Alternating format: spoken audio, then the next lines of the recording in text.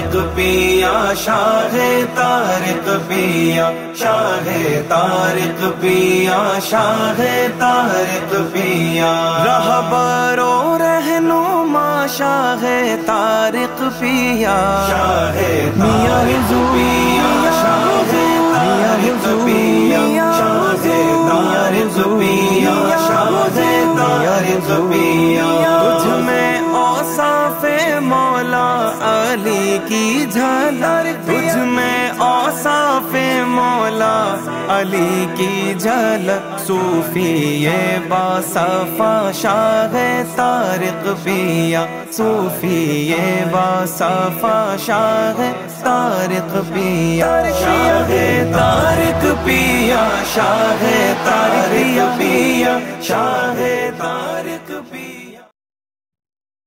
بسم اللہ الرحمن الرحیم۔ آپ سب لوگوں کو یہاں پہ خوش آمدید، اور اللہ تعالیٰ آپ کی اس صحیح کو اپنی بارگاہ میں قبول فرمائے۔ جو شخص اللہ کے راستے میں اس کے ذکر فکر کے لیے نکلتا ہے، اللہ تبارک و تعالیٰ اس کے ہر قدم پر اس کے لیے نیکی لکھتا ہے۔ بندہ اللہ کے راستے میں نکلے اور جتنے قدم چلتا ہے ہر قدم پر اس کے لیے نیکی ہے، اور وہ بندہ جو اللہ کے ذکر کے لیے نکلتا ہے اللہ کی بارگاہ میں مقبول ہو جاتا ہے۔ اللہ کے راستے میں تکالیف اٹھانا، صحیح کرنا، اپنا گھر بار چھوڑنا، یہ ساری چیزیں اللہ تعالیٰ کو بہت پسند ہیں اور انبیاء کی سنت ہے۔ اللہ تبارک و تعالی نے حضرت موسیٰ علیہ السلام کو حکم دیا کہ اپنا گھر چھوڑیں اور کوہ سینا پہ آئیں۔ آپ وہاں گئے اور وہاں جتنا اللہ نے حکم دیا، فرماتا ہے کہ ہم نے بلایا موسیٰ کو 30 روم کے لیے اور بڑھائیں 10 راتیں اور پورا کیا 40 دن سے، تاکہ موسیٰ پہ اپنے اسرار کھول دیں۔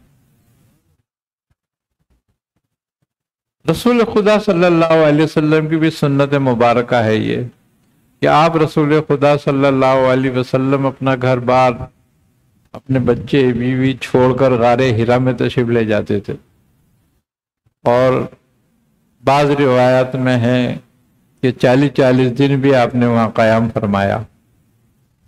تو اور حضرت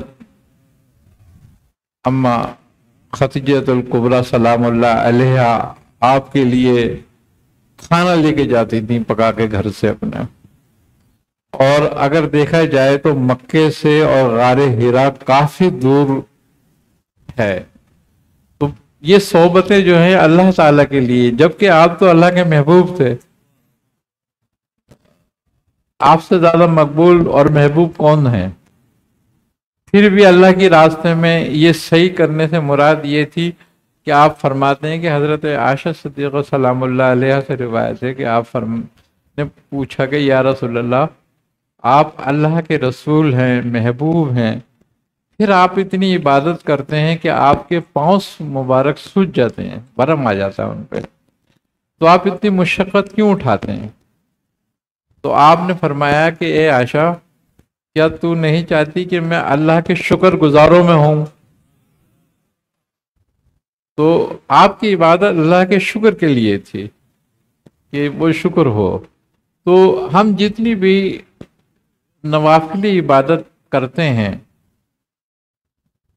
فرض تو ہم پہ قرض ہے جو ہم نے ادا کرنا ہی کرنا ہے، لیکن محبت کا اظہار نفل عبادت سے ہوتا ہے، کہ جو نوافلی عبادت ہیں، جتنی بھی نفلی عبادتیں ہیں، یہ محبت میں کی جاتی ہیں۔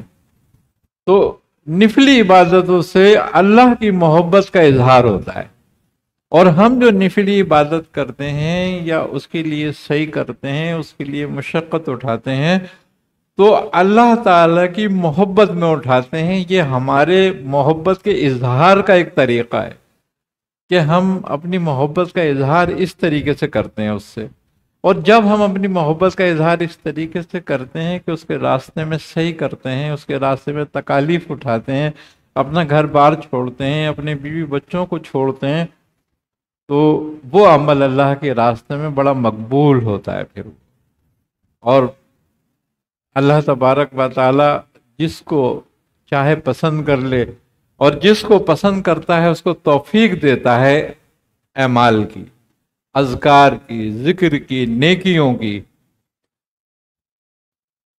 تو جس کو توفیق مل رہی ہے تو وہ شکر ادا کرے اللہ تعالیٰ کا کہ اللہ تعالیٰ نے اپنے اتنے بندوں میں سے اس کو چنا ہے. جو اللہ کے راستے میں صحیح کرتا ہے، نکلتا ہے، تو یہ اس کی اپنی قوت یا طاقت نہیں ہے، یہ توفیق باللہ ہے. اور جس کو اللہ توفیق دیتا ہے تو اس کا مطلب یہ ہوا کہ اللہ اس کو قبول کر رہا ہے.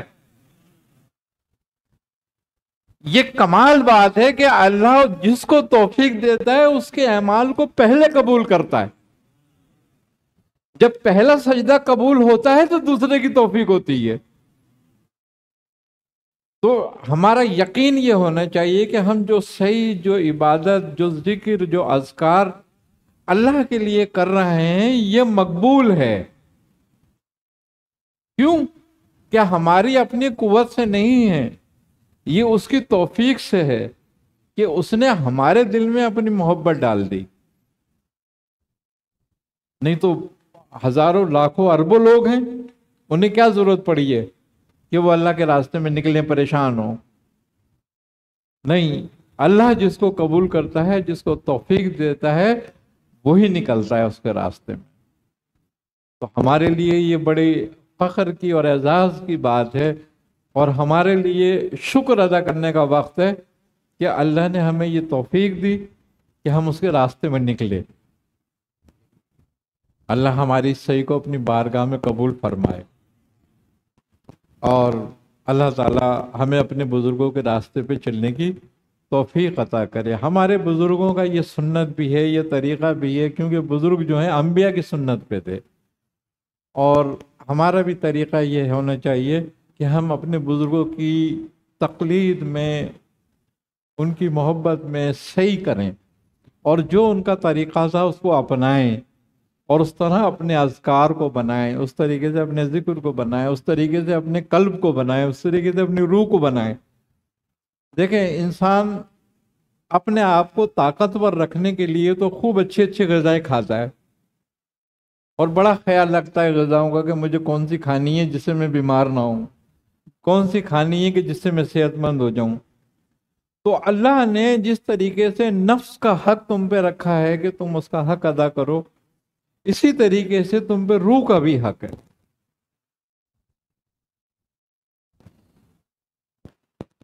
آج اگر تم اس کو غذا نہیں دو گے اور وہ مردہ رہے گی، وہ بیمار رہے گی، تو کل وہ تمہاری شکایت ضرور کرے گی کہ اے اللہ، اس نے اپنے نفس کو طاقتور کیا اور مجھے کمزور. تو ذکر اللہ کا جو ہے وہ روح کی غذا ہے.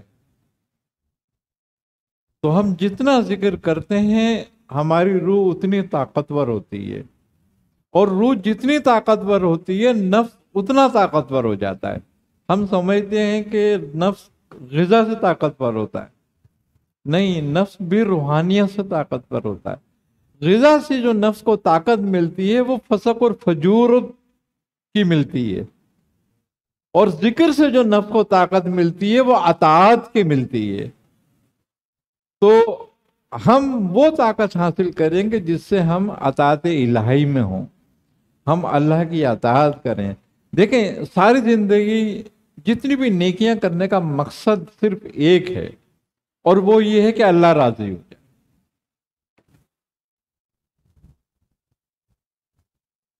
تو ان سب نیکیوں میں اللہ کے راستے میں نکلنا بڑی نیکی ہے.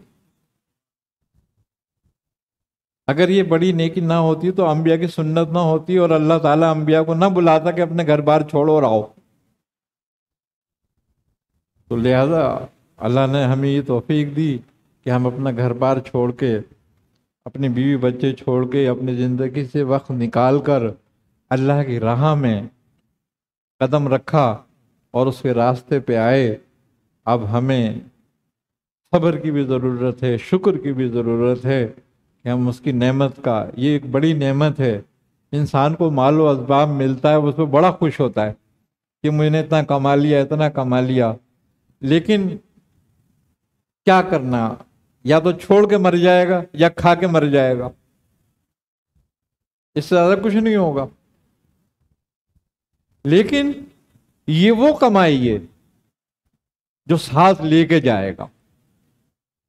حضرت شاہ ولی اللہ محدث دہلوی رحمۃ اللہ تعالیٰ علیہ فرماتے ہیں کہ میرے والد یعنی کہ شاہ عبد الرحیم، جو آپ کے پیر و مرشد بھی تھے، آپ کے والد بھی تھے اور بڑے کامل ولی بھی تھے اپنے وقت کے، تو آپ فرماتے ہیں کہ میں چھوٹا تھا تو مجھ سے والد فرماتے تھے کہ بیٹا وقت ضائع نہ کرو، وہ کام کرو کہ جو ہمیشہ رہے۔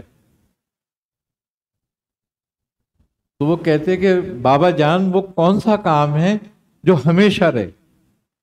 تو آپ نے فرمایا کہ اللہ کا ذکر، جب تمہیں موقع لگے اللہ کا ذکر کرا کرو، یہ وہ کمائی ہے جو دنیا اور آخرت دونوں میں تمہارے ساتھ رہے گی، اور یہ ذکر کل اللہ کی بارگاہ میں تمہارا شفیع ہوگا، کہ وہ گواہی دے گا کہ میرے رب، اس نے تیرے ذکر کو تیری محبت کی وجہ سے اپنایا تھا۔ تو یہ بات ہے کہ یہ جو ہم اپنا وقت دے رہے ہیں ذکر اور اذکار کے لیے، یہ ختم ہونے والا نہیں ہے، یہ ہمیشہ رہے گا ہمارے ساتھ۔ یہ ہماری دنیا میں بھی کام آئے گا، ہماری قبر میں بھی کام آئے گا، ہمارے حشر میں بھی کام آئے گا۔ تو بات یہی ہے کہ اللہ تعالی ہمیں اس ختم کو تکمیل تک پہنچانے کی توفیق عطا کرے، اور جو آپ سفر شروع کر رہے ہیں اللہ خیر و عافیت کے ساتھ اس سفر کا اختتام کرے، اور اللہ تعالیٰ اس صحیح کو ہم سب کی اپنی بارگاہ میں قبول فرمائے۔ اللہ تعالیٰ خیر فرمائے۔ اللہم صلی علی محمد نبی الأمی مالک الجود والکرم وعلی آلہ وصحبہ وسلم۔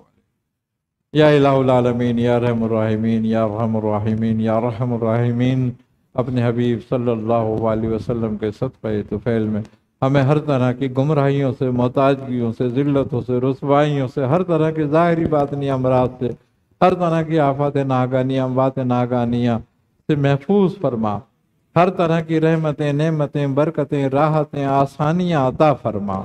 یا الہ العالمین، ہمارے ذکر فکر کو، ہم جو اکٹھے ہو کے یہاں ذکر فکر کر رہے ہیں تیرے بارگاہ میں قبول فرما۔ یا الہ العالمین، ہمیں ذکر فکر کو اپنے اختتام تک لے جانے کی توفیق عطا فرما۔ یا الہ العالمین، بخیر و خوبی اس کا اختتام فرما۔ یا الہ العالمین، جو لوگ اپنا گھر بار، اپنا شہر، اپنا گھر چھوڑ کر، اپنے بیوی بچے چھوڑ کر یہاں تیرے ذکر کے لیے اکٹھے ہوئے ہیں، ان کی دنیا اور آخرت کی نعمتیں عطا فرما۔ یا الہ العالمین، ان کی صحیح کو اپنی بارگاہ میں قبول فرما۔ یا الہ العالمین، ہم سب کو اپنے مقبول بندوں میں شامل فرما۔ یا الہ العالمین، اپنے حبیب صلی اللہ علیہ وسلم کے صدقہ طفیل میں ان سب کی غیر موجودگی میں ان کے گھروں کی حفاظت فرما، ان کے بیوی بچوں کی حفاظت فرما۔ یا الہ العالمین، انہیں ہر طرح کی خیر و عافیت عطا فرما۔ یا الہ العالمین، اپنے حبیب صلی اللہ علیہ وسلم کے صدقہ طفیل میں ہمیں تا حیات ذکر فکر کرنے کی توفیق عطا فرما۔ یا الہ العالمین، اپنے حبیب صلی اللہ علیہ وسلم کے صدقہ طفیل میں ہمیں اہل بیت رضوان اللہ علیہم اجمعین کی محبت عطا فرما۔ یا الہ العالمین، ہمیں ہمارے بزرگوں کے راستے پہ صحیح طریقے سے چلنے کی توفیق عطا فرما۔ یا الہ العالمین، ہمارا خاتمہ بالخیر فرما۔ ربنا تقبل منا انک انت السمیع العلیم وتب علینا انک انت التواب الرحیم۔ صلی اللہ تعالی علی خیر خلق ہی، نور عرش ہی، زینت فرش ہی، قاسم رزق ہی، محمد وعلی آلہ وصحابہ اجمعین، برحمتک یا ارحم الراحمین، برحق لا الہ الا اللہ، لا الہ الا اللہ، لا الہ الا اللہ محمد رسول اللہ صلی اللہ علیہ وسلم۔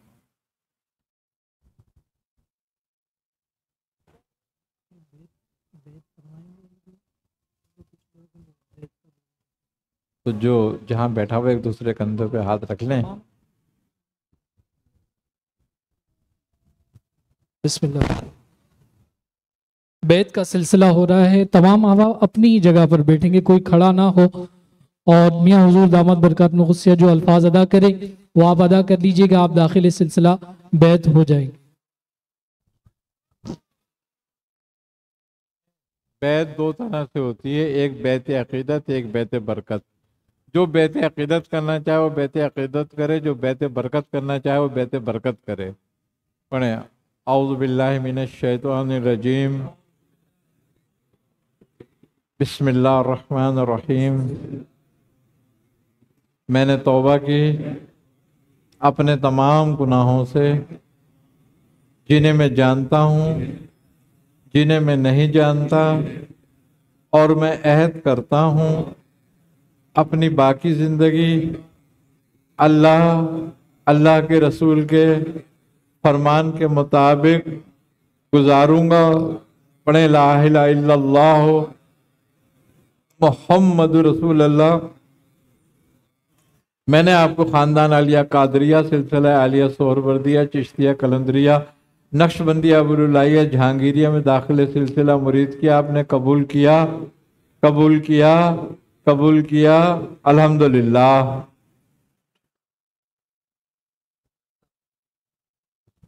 ٹھیک ہے، اب آپ لوگ نماز پڑھیں اپنے مغرب کی۔ اس زمانے میں سب سے جدا مرتبہ، اس زمانے میں سب سے جدا، باخدا آپ کا شاہ طارق پیا، باخدا آپ کا شاہ طارق پیا، شاہ طارق